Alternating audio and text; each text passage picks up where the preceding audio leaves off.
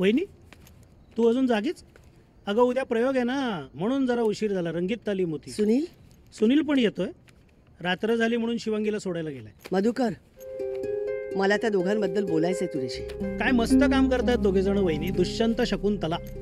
मला सारखं वाटायचं की आपल्या कुटुंबात माझ्याशिवाय नाटकात कोणाला इंटरेस्ट आहे का नाही, पण सुनीलमध्ये जबरदस्त टॅलेंट आहे. मी त्याच्याबद्दल बोलत नाहीये.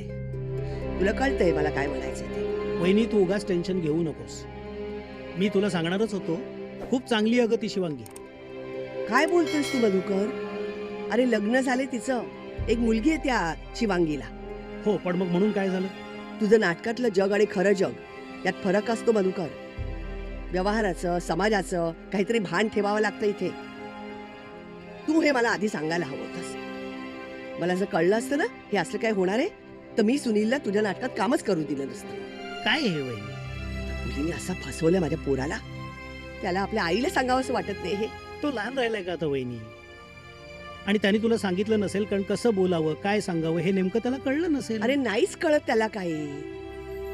स्वतःचं भलं बुरं नाही समजत त्याला. भाबडा आणि भोळा आहे तो.